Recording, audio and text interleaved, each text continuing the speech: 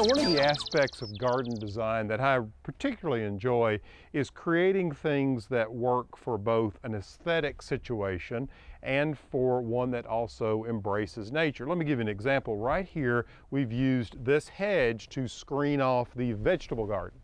And what I've done is I've created an outdoor living space by having a wall here, if you will, and then the walls of the back of the studio here at the Garden Home Retreat.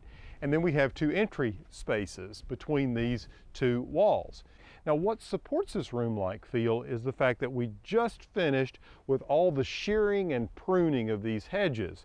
We whipped them into shape, cutting off about a third of the top and then cutting them on a slight bevel. And so they really do have the geometry or the feel of a room or a wall. Now, what we'll have to do is come back and take some sharp shears and cut some of these ragged edges, and then from time to time you'll see where we broke a limb and the leaves have already died. But the point about this hedge, beyond the aesthetic that I want to make, is that it makes great cover for our little feathered friends.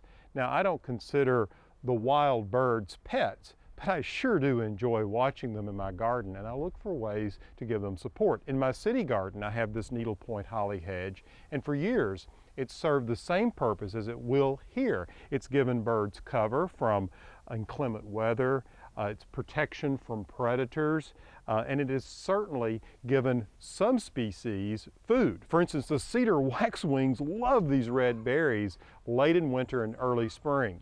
It's really comical to watch them in a feeding frenzy over all those berries.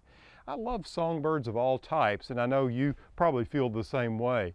And there are people who have actually dedicated their life's work to understand these beautiful creatures better.